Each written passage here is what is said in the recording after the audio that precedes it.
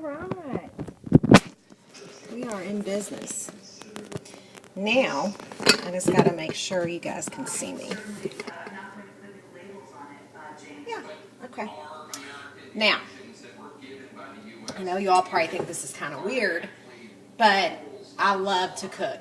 And I watch a lot of YouTube videos. Well, here lately I have been. And I thought, you know what, I think that's kind of cool. People are, putting stuff on YouTube showing how they cook. That way you can get a kind of a feel for what you're doing and kind of hands-on more. So I thought, well, hey, I got courage. I'll make me a little YouTube video. I can do it too, so it's just having enough courage to do it and, hey, give it a shot. So, and I like to cook, and hopefully I can share my ideas with you guys and kind of inspire you guys to do some of the things that I'm doing. So what I did is I just took 2 chicken breasts. And I've got my Lori seasoning salt, and I've just got some regular, it's called grill time seasoning. I don't always use this just to grill. I use this to season a lot of my food. And it doesn't, I don't have to be grilling it. I'll bake it, that way. So that's what I did. I seasoned my chicken breast with those 2 items. I split my chicken breast into halves. So what I did, well, let me fill you all in. I am making, I don't know if you guys been to, I'm sure you've been to Mexican restaurants. My favorite dish from a Mexican restaurant is the Pollo Monterey. And basically it's either stuffed or smothered chicken breast with mushrooms, onions, and peppers. And then it's smothered with cheese and baked. And I love it. And I thought, well, I'm going to give it a try tonight. I'm going to do it myself. So I've got my peppers, onions, and mushrooms already pre-mixed. I did that earlier. Do things that saves you time. If you've got an extra 10 minutes, and you've got the time, go ahead and prep your vegetables for your dinner. That way you already have it done. It's already in the refrigerator, marinating or whatever you want to do with it. So I got my baking dish, and I'm going to spray my baking dish with some vegetable oil. I've got my oven set. These are pretty big chicken breasts. So I've got my oven set to 375 because I want them to cook pretty slow, so I make sure they get done pretty good. So,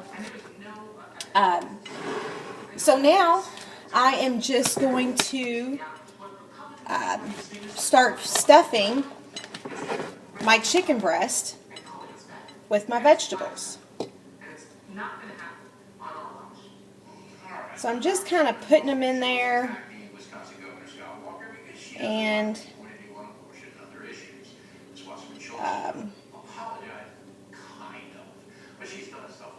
you know what I was just thinking? I probably should have stir-fried them a little bit until they were iridescent, but they're going to cook for a while. So I'm probably just not even going to cook them. I'm just going to put them in here raw. I think that'll work. So, you see I have them stuffed with all the mutton. I have it like an envelope, so I've got it all stuffed in here.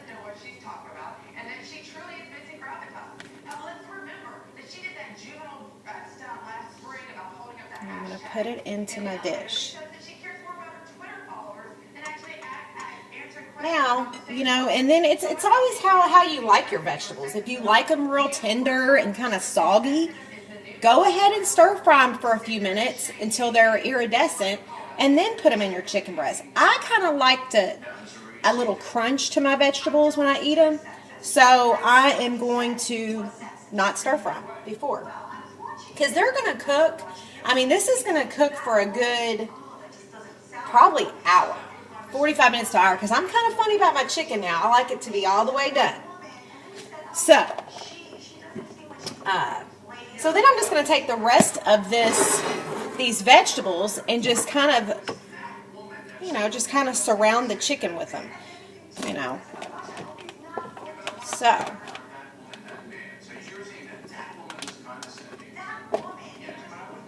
and then, I'm going to put this, hopefully you guys can see it.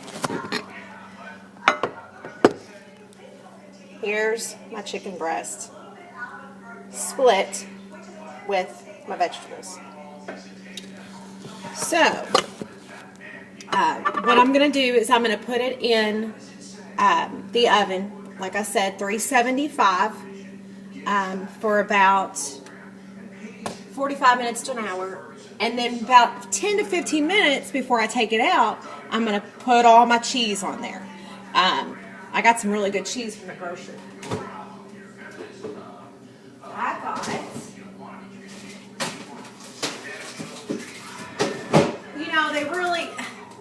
I should have got a block of cheese and shredded it myself. That's real cheese. But I don't have that. I did get, this is Kraft shredded Parmesan, Romano, and Asiago cheeses. And then I also have my Mexican style cheese. So about 15 minutes before I take it out of the oven, I'm going to put my cheese on there and maybe even top it with a few jalapenos just to give it some heat.